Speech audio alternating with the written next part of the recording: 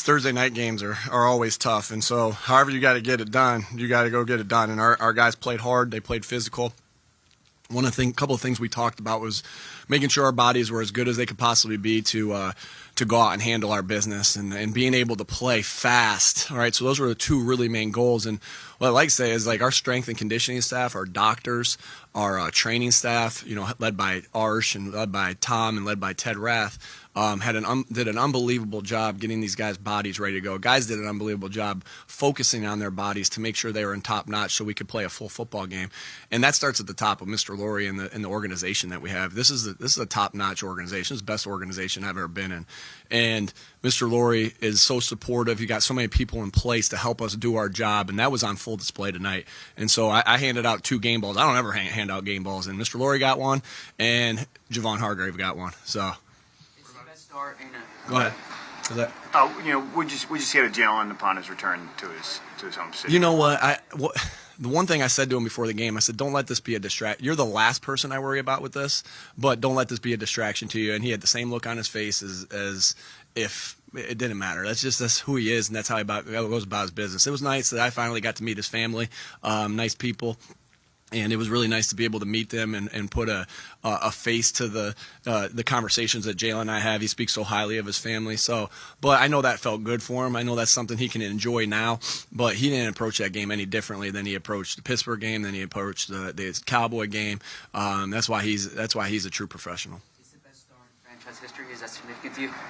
Yeah, it's just the next one. At this particular point, being 8-0 is sweet, right? And it beats the alternative of being 7-1 or 6-2, right? And so we know that our goal wasn't to go 8-0. Our goal is to take one game at a time, and that's our goal. And so, is it good? Is it good to be able to have this long weekend and sit at 8-0? Of course, but we know that we're going to get back to work on Monday and go attack this next game against Washington like we attacked this last game against Houston. Nick, how tough is it physically and mentally to get a team ready for a Thursday night game and the situation we're in and all the things around this? It's not a challenge when you have the leaders on the football team that we have and the guys on the football team that we have. We have a special group of guys that love this game, that love each other, and that are willing to sacrifice for each other to get a win. And that was on full display. And so I would say, in some circumstances it is tough, right, to go on a short week.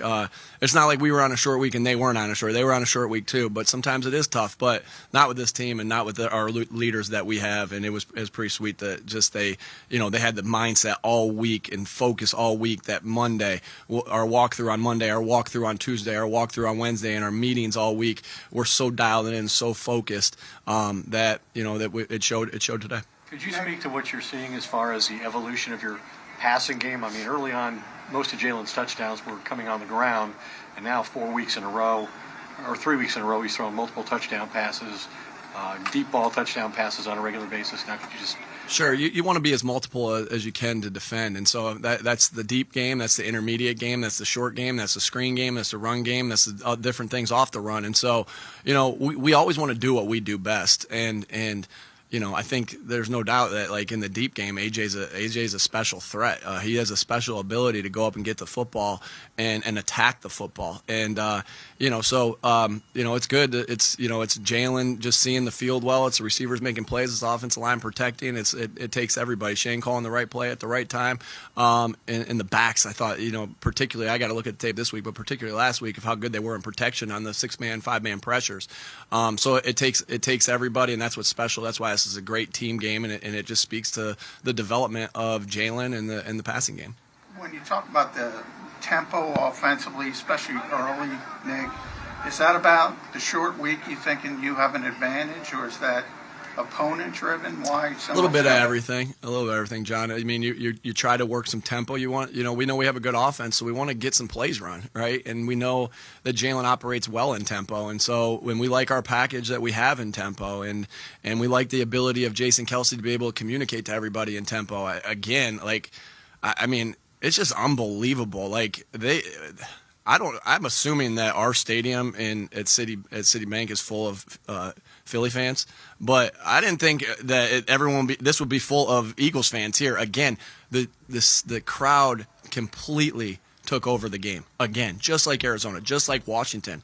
I'm starting to think we're not playing any away games. Like, I mean, goodness gracious! Like, and even the people that held the flag out of the game that were wearing the Houston Texans shirts. I mean, they were wearing red, so I thought they were just Philly shirts. So they could have been Philly fans. I don't know. But again, so much credit goes to our fans, the best fans in the world, to come out here and support this team on the road in Houston on a Thursday night when the Phillies are playing. And I know they're watching that game too. We have an update. What's going on over there? It's starting out. It's going to the ninth. Going in the ninth, 3-2. So again, it just you're not able to go tempo always if the crowd's rowdy, and the crowd is rowdy for us.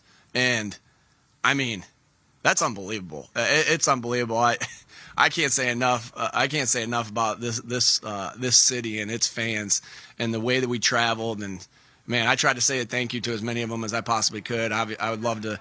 I'd love to have a drink or high five every one of them.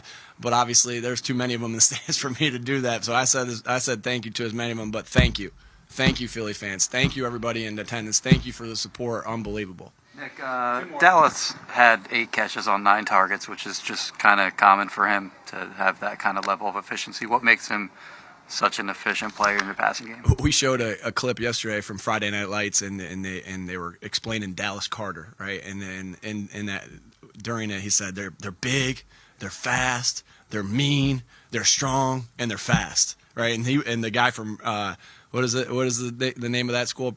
Permian. He was explaining what Dallas Carter is, and that's a good explanation of who Dallas Goedert is. He's big, he's strong, he's fast, he's mean, he's fast, right? And that's why he's so productive. And you're just seeing his game elevate. I hope what everyone is seeing on these nationally televised games is what we see every day in practice and what we've seen consistently through this past 2 years, that Dallas Goedert deserves attention for being one of the best tight ends in the NFL.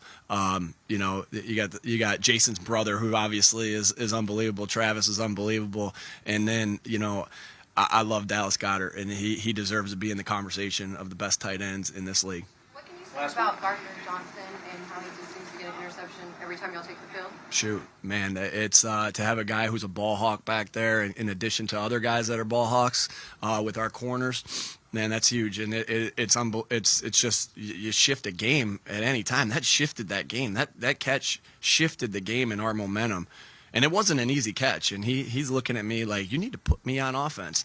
And we got some good wideouts, so I don't know if we're there quite yet, but I know he's going to catch it if he does. And that's what you fear as an offensive coach. Speaking as an offensive coach, that's what you fear, that when you make a mistake, that a guy can make you pay. And we got a bunch of those guys out there in the secondary, and Chauncey is definitely one of them. Does anybody else have anyone? So I got nowhere else to go. The bus ain't leaving without me. All right. Is Jalen coming in, or is that it? It's a happy head coach right there. 8-0, first time in franchise history. A lot of players in this team to be proud of. But I want to go back to when he mentioned Shane Steichen. We talked a little bit about him at the beginning of the show. When the season began, it was kind of... was it just a storyline that Jalen Hurts hadn't had 2 consecutive seasons with the same staff? Is it all just kind of fluff, right? But to see the relationship grow, whether it be Hurts and Sirianni or Hurts and Steichen, I think we're starting to see kind of the benefits of Hurts having, consistency from a coaching staff. Yeah, and he's definitely benefiting from a coaching staff that has been able to put an offense around his skill set and find a comfort zone and a comfort level in which he can operate so that they can get the most out of him. This wasn't the offense I believe they came here with. Well, it's about assignment football. The thing with today's league, you rarely gear your defense towards stopping the run. It's a passing league. So the personnel that you have on the field sometimes will lean more towards athletic, guys that can play in space, guys that can cover the skill position players, and you're going to be left with trying to stop the run with a 6-man box. Well, teams are going to look at the Eagles and say, we can't throw the ball against this secondary. So our best chance to have any success is to, A, run the football, to eat up clock, to keep the Eagles offense on the sideline. So you're going to get more of, I believe, a heavy dose of teams committing to the running game. So we have to get better at being assignment oriented and being in the right gaps. And when you get there to make the play, you got to put your body in front of the ball carriers. These runners are just too They're just too strong for you to expect to bring them down with just arm tackles. Yeah, and it's just like everything else when it comes to football. I think whenever there's an issue, people say like, oh, it's this one thing. It's very rarely just one issue. I think when you look at a lot of these missed tackles, not just here in this game, but over the course of the season, it's a multifaceted approach. Sometimes it could be a bad angle one-on-one. It could be a bad job by two guys vicing the tackle with bad angles that way. Sometimes it's just bad technique. It could be just where you strike the player as opposed to going high or low on a certain ball carrier. So at the end of the day, just a lot of different little things to clean up. But you know that's one of those things that does typically get better over the course